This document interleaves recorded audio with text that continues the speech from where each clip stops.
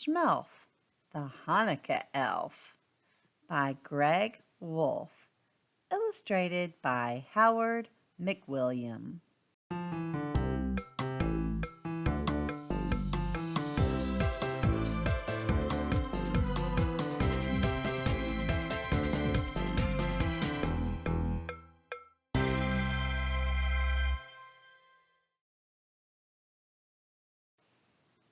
Up at the North Pole, covered in snow, you'll find Santa's workshop, as most of you know.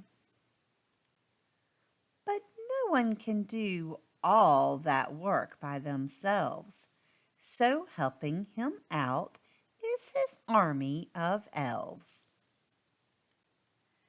The most unsung elves of those who assist are the elves in charge of checking the list.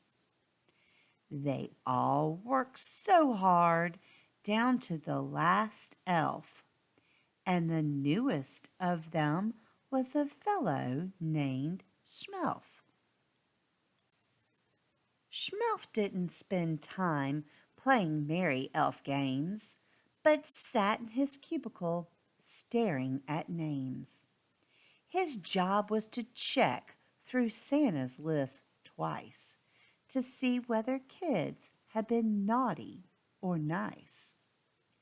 Schmelf loved what he did, but as Christmas drew near, he looked at his list and he cried out, "Oh dear!" He found many children who had been quite good, but would not receive presents, though it seemed that they should.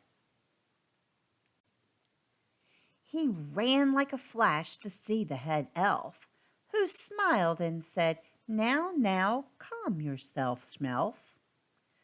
Of course you don't know, since you're still quite newish, but the kids on this list are actually Jewish. They don't celebrate Christmas, but that's fine, you see.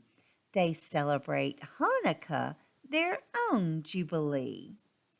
It won't be dear Santa who brings them a gift, but their mommies and daddies. Do you get my drift? Schmelf returned to his desk. His mind was quite shaken. Kids with no Christmas? He must be mistaken. So later that night, careful not to be missed, he snuck off to visit a house on the list. Schmelf peered in and wondered, could this be right? There wasn't a tree or a stocking in sight. Instead, he saw menorahs with candles so thin, and children were giving their dreidels a spin. There was gilt chocolate coins wrapped in gold foil, and latkes frying in pans filled with oil. Then Schmelf saw there were presents, one for each night. His elfish eyes gleamed as he squealed with delight. Schmelf listened as Mom told the Hanukkah story of the Maccabees' battle for Israel's glory. And though the brave soldiers won their great fight, their temple had oil for just one more night. But once they'd set the oil ablaze, a miracle happened. It lasted 8 days. Hey, now I get it, Schmelf said with a grin. Hanukkah's awesome. I'm totally in. He raced back north and went straight to the boss, the big man himself, good old Santa Claus. Schmelf explained his discovery this holiday grand, and when he was done, Santa held up his hand. Good Schmelf, chuckled Santa.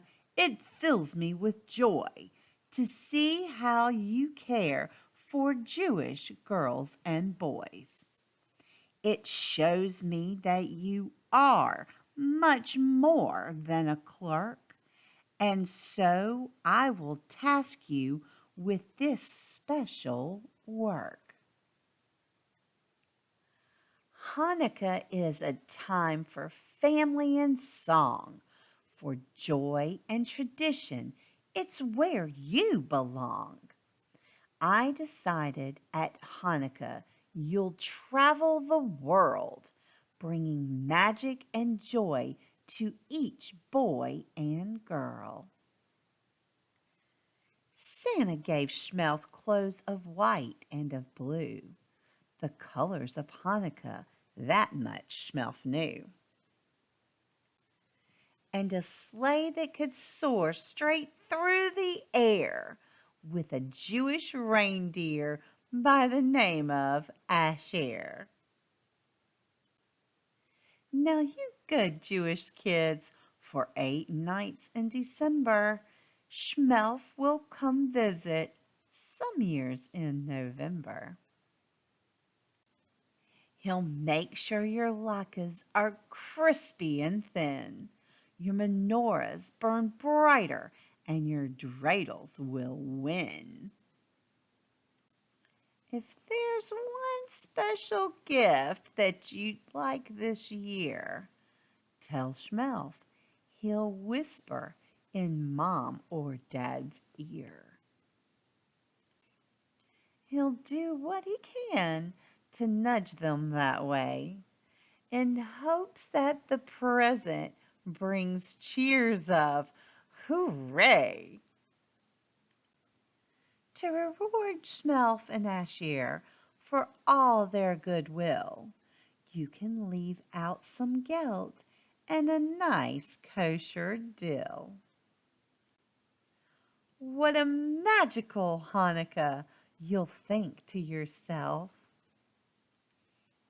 See you next year, Schmelf the Hanukkah Elf. The end. I hope you've enjoyed this story, Schmelf the Hanukkah Elf. Grandma's not Jewish, but I wanted to read this story and others to my friends out there who are, because Hanukkah is a very special holiday, and I'm so glad that Schmelf is out there to help bring joy to girls and boys all over the world. Now, make sure you click that like button and let Grandma know you like the story. And make sure you come back for more stories by Grandma.